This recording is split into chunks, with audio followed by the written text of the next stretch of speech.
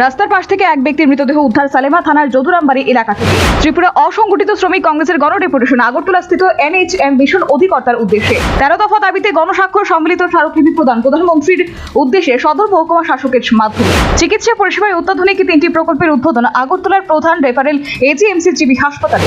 Joining letter প্রদানের দাবিতে সাক্ষাৎ আগরতলা শিক্ষা দপ্তরের যুগ্ম অধিকর্তার সাথে। নির্বিঘ্নেই চলছে নেপালে ভোট গ্রহণ। 275 আসনে সংসদে দুরকম পদ্ধতিতে প্রতিনিধি নির্বাচন। AIUDF থেকে ইস্তফা দিলেন করিম উদ্দিন ভুইয়া। নিজের সামাজিক মাধ্যমে ইস্তফার কথা ঘোষণা করলেন তিনি। ভারত নেপাল সীমান্তের প্যানি ট্যাঙ্কি এলাকা সিল। নেপালে অবাধ ও শান্তিপূর্ণ সাধারণ নির্বাচনের লক্ষ্যে তেলের সংকটের আগেই পাশে দাঁড়ানোর বার্তা ভারতের জলসীমার কাছে পৌঁছল 95 লক্ষ ব্যারেল রুশতে। তীব্র গরমের ইঙ্গিত, মার্চে বাড়বে তাপমাত্রার দাপট। রোদের তেজ কম হলেও বজায় থাকবে অস্বস্তিকর আবহাওয়া। রাজ্যের একাংশে নেশা বাণিজ্যের রমরমা অব্যাহত। রাজ্য জুড়ে চলছে পুলিশের নেশা বিরোধী অভিযান। বিশালগড় উত্তম ভক্ত চৌমুহনী নাকা পয়েন্টে ইয়াবা ট্যাবলেট সহ এক গাড়ি চালক গ্রেফতার। পুলিশ নেশা কারবারি যুবককে পুলিশ রিমান্ডে আদালতে সোপর্দ করেছে। ধর্মনগরে হোলির আনন্দে বিষাদ। মদমত্ত যুবকের তাণ্ডবে আক্রান্ত এক রেস্টুরেন্ট কর্মী। হোলির দিনে পুলিশের নিষ্ক্রিয় ভূমিকায় স্থানীয়দের মধ্যে ক্ষোভ।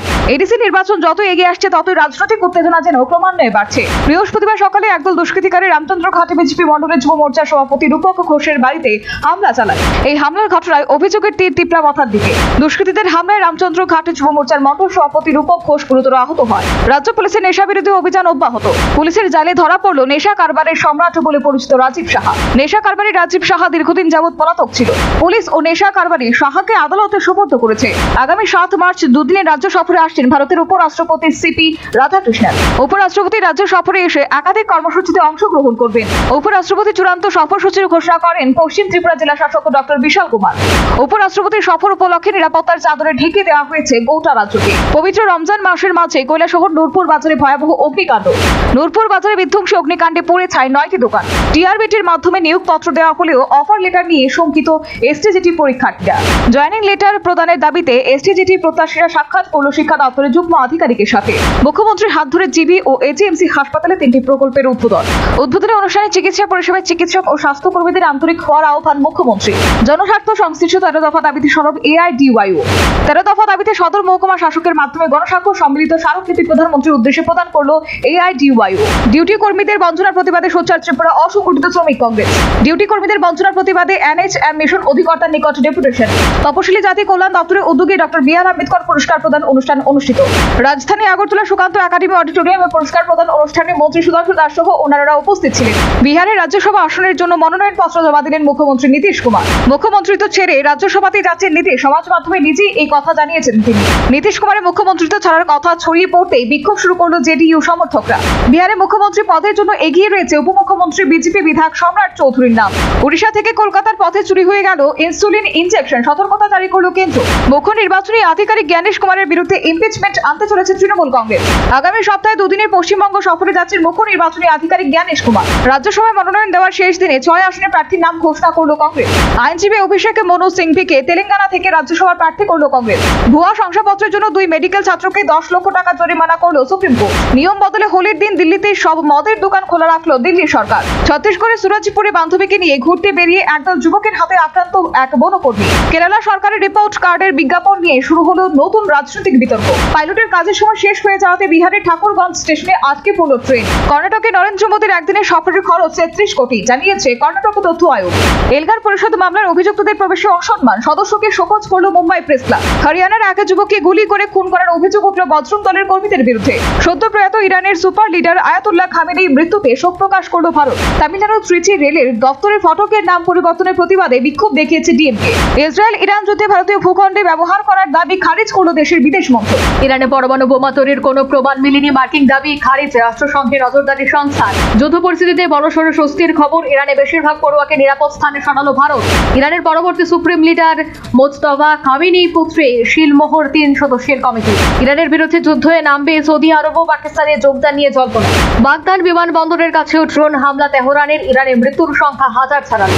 বন্ধ হরমুজ হাতিয়ার আমেরিকার কৌশলে ভারতের উপর চাপ বাড়ানোর ছক ট্রাম্পের। যুদ্ধের আজ ভারতের মহাসাগরীয় ইরানে ডুবন্ত জাহাজকে বাঁচাতে ছুটল শ্রীলঙ্কার নৌসেনা। খামেনির পদে যিনিই বসবেন তাকে হত্যা করব হুমকি দিলেন ইসরায়েল। ইরানের বিমানবন্দরে ক্ষেপণাস্ত্র হামলা, ইসরায়েলের ধ্বংস যাত্রীবাহী বিমানে। হরমুজ প্রণালী সম্পূর্ণ দখলে বলে দাবি ইরানের। জাহাজের পর জাহাজ জলপথে জুড়ে দাঁড়িয়ে। দাঁড়িয়ে জরুরি কাজের বাইরে থাকা সব কর্মীকে লাহোর এবং করাচির মার্কিং উপদূতাবাসে ছাড়তে নির্দেশ ট্রাম্প প্রশাসনের।